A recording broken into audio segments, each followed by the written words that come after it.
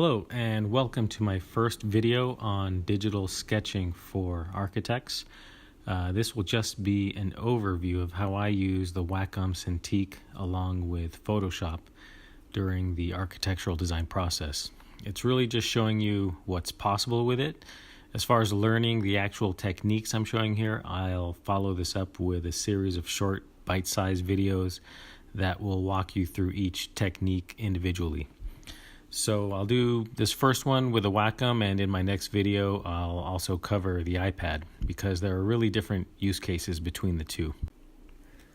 Now, don't get me wrong, there's definitely still a place for traditional media in our profession. I personally still draw on paper from time to time, but as you'll see, there are significant time-saving benefits to sketching on a screen once you become familiar with the process. So sketching on the Wacom is great, from very loose early conceptual drawings all the way to fairly refined presentation level drawings. I use it to create illustrative site plans, floor plans, elevations, sections, perspectives, details, sketching over 3D, over photos, as well as quickly marking up drawings, renderings, or even schedules and other documents. Drawings can be done to scale with a grid with a fair level of precision. The grids in Photoshop are fully customizable. You can use metric or imperial. You can change the grids while you're working on a drawing to get into more detail. When you bring in other existing drawings or sketches, you can scale them all and overlay them so that everything aligns and is to the same scale within one drawing. Think of it as the next generation of the May line. If you use one of those, this will definitely make your life easier. But with the Wacom, there's no more scanning or light tables, T-squares, straight edges, roller rulers, compasses, pens, pencils, markers, brushes, erasers, whiteout, cutting out a piece of a drawing and taping it to another drawing and rescanning it, or putting trace paper over a monitor. So what is possible with the Wacom? When I'm working with plans, it's nice to have each individual floor plan or each level on its own layer, so you can turn each one on and off or adjust the opacity as needed to see exactly what you want to see when working across multiple levels within one building. Sometimes I'll have previous iterations of plans on different layers, so you really have the full history of the project in one file. It makes it so convenient to have everything in one file, with everything overlaid and aligned to the same scale. When sketching straight orthogonal lines, you just need to hold down the Shift key. It's basically a virtual straight edge or T-square. You can even rotate the drawing and continue to draw orthogonally on a different grid.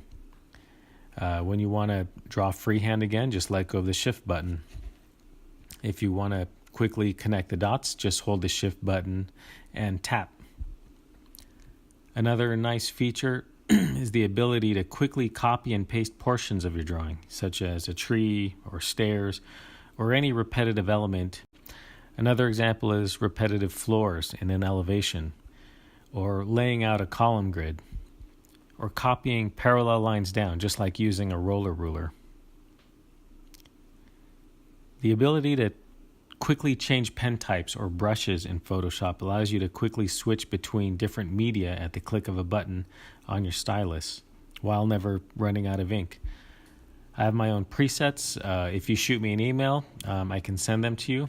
I'll go over brushes in detail in another video. But here you can see everything is completely customizable. You can draw with a thin pen, a thick pen, an even thicker pen, pencils of varying hardness, easily change the colors, create soft watercolors, use markers, even airbrush. You can quickly hatch, create your own custom patterns, or easily create consistently angled shadows. You can use pressure sensitivity to control the opacity or the size of the brush, so the harder you press, the thicker or the darker the line becomes. You can also customize the Wacom's physical buttons to control the brush size.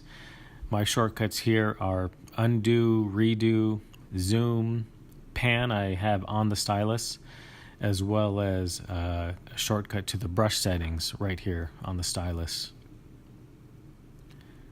Have you ever had to edit a physical hand drawing? Did you use whiteout and then had to redraw it and rescan it? Or maybe you had to cut out the portion you wanted to edit with an X-Acto knife, draw the new portion, and then scotch tape that onto the old drawing and rescan it. With the Wacom, you simply just erase, redraw, save it as a JPEG, and you're done. Here's your X-Acto knife on the Wacom. You can simply click and select the portion you want to redo, erase it, edit it. Just be sure to keep your colors and your line work on different layers and you're good to go. Even while you're drawing, it's nice to have a shortcut for undo and redo. Marking things up is really easy, whether it's an email you receive or if you want to take a screenshot from a 3D model or from a photo. For this, I use Windows native screen capture software. It's super quick and there's no need to print anything out. But it is very crude. If you want to get into more detail or create something more refined, then I'd suggest bringing it into Photoshop. You can customize actions in Photoshop. For example, this one button adds a layer of trace for me to sketch on. It keeps it all within a group, so I can move that off to the side and do another one. This is great for quick iterations, so here I could do another one and keep it all within one drawing.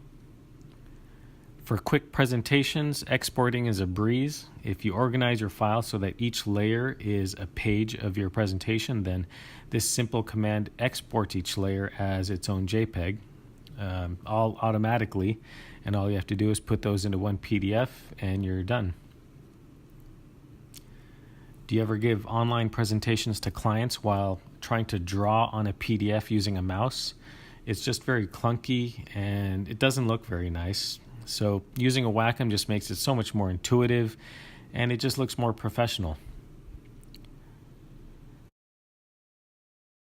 So I really believe digital sketching is the future of our profession, and hopefully these videos will help spread the word.